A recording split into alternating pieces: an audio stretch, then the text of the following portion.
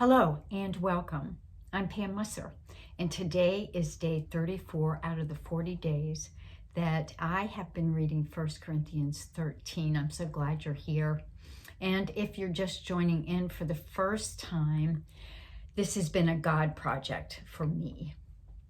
1 Corinthians 13 is all about love, what it is and what it is not. And it is located in the Bible in the New Testament. Yesterday, I spoke a bit about the genesis of this project, but there's more. And it has been a very long journey of hearing God nudge me and me dismissing it completely. I know that's a funny phrase, hearing God nudge me, but that's kind of what it's like. I hear a still small voice and it's kind of like that's a nudge to do something, to take action. In 2017, I became especially aware of this restlessness I was experiencing. It was evident in my journaling and how I was searching and seeking. But before I tell you about all of this, it occurred to me that people may think I'm nuts because God speaks to me, but what you have to understand is God speaks to everyone, whether you believe in God or not.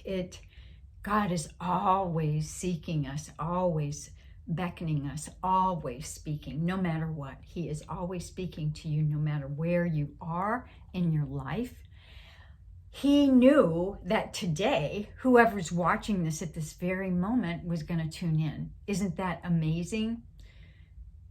It is a wonderful thing. Anyway, it occurred to me that you might think I'm a little off kilter, but here's the thing. It is 2020 and I'm off kilter. Let's think about this year. Just a 2020 in a recap. We've had the presidential election, right?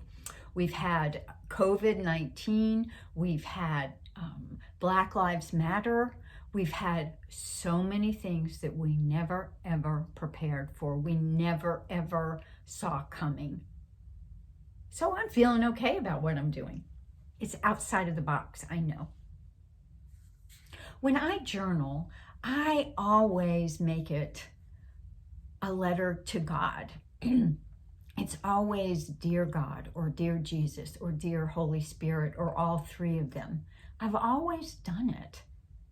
And one way I hear God's voice is through my journaling.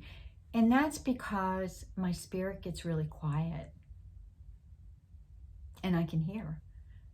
And I can receive impressions or thoughts that are very clear, and I've learned to trust them over time.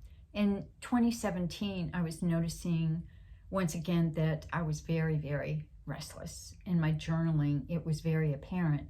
And something that kept reappearing all the time was, just stop, Pam. Be still. Slow down. I've got dates here. It's just remarkable when I look through my journal. It's, I urge you to be still. I urge you to stop. And that was on April 20th of 2017. I urge you to stop. But did I slow down? Yes and no. Yes and no. It was a gradual event. First, I started eliminating things on my calendar. Slowly. And then I even checked all of this out with our pastor. I said, hey, this is what's going on. I don't want you to think I'm flaky because I volunteered for many things, but I'm backing off of everything because I feel like I'm being led to do this. And he was very, very supportive of me and encouraging, even though it took another year for any of this to take place.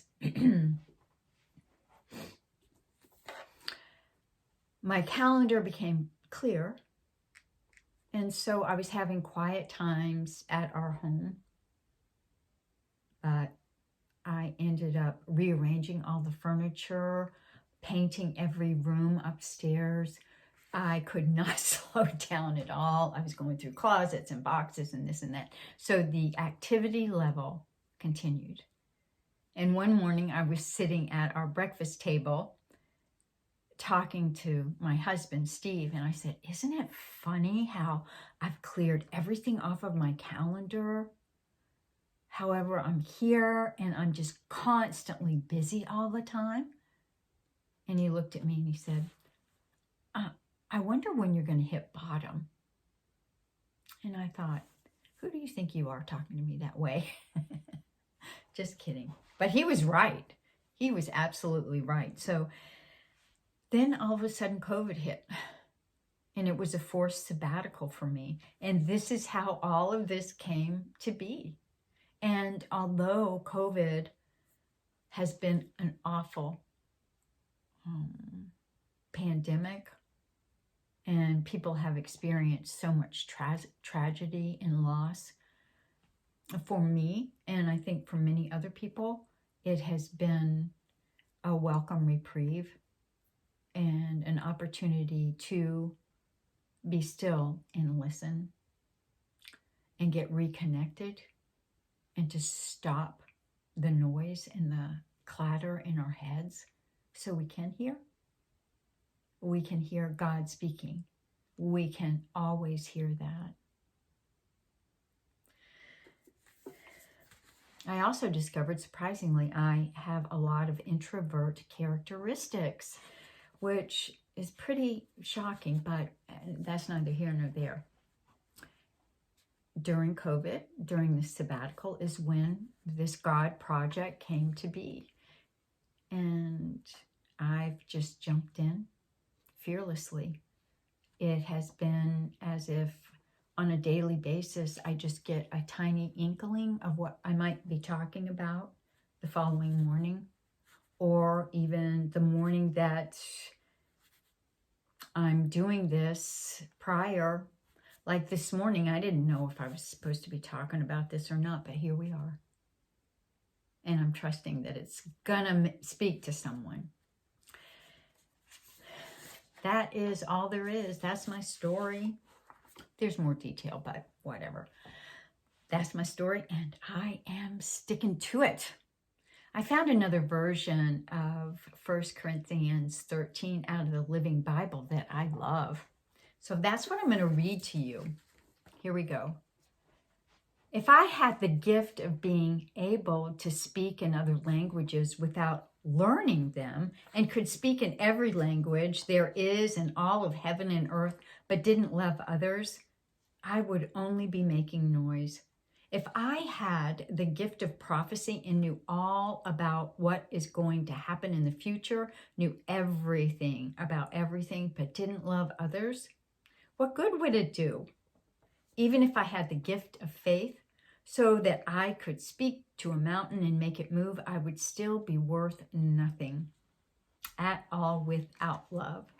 If I give everything I have to the poor people, and if I were burned alive for preaching the gospel, but didn't love others, I would be of no value whatever. Love is very patient and kind, never jealous or envious, never boastful or proud, never haughty or selfish or rude. Love does not demand its own way. It is not irritable or touchy. It does not hold grudges and will hardly even notice when others do it wrong. It is never glad about injustice, but rejoices whenever truth wins out. If you love someone, you will be loyal to him no matter what the cost. You will always believe in him, always expect the best of him, and always stand your ground in defending him. I wanted to bring up this love does not demand its own way. That's something that I had to be sensitive to, that I would always want my way.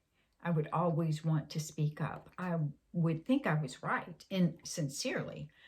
However, what started happening is whenever I wanted to talk about something or bring up my opinion or felt like I need to say something, nobody's letting me talk, I would just sit back and relax and allow everybody else to talk, and I would listen to them.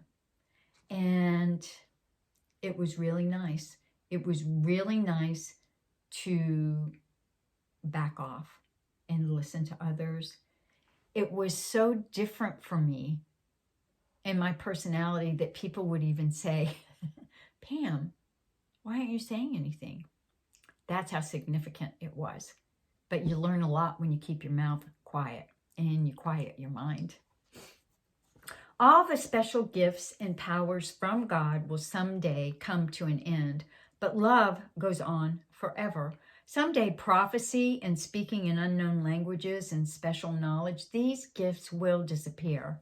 Now we know so little, even with our special gifts, and the preaching of those most gifted is still so poor.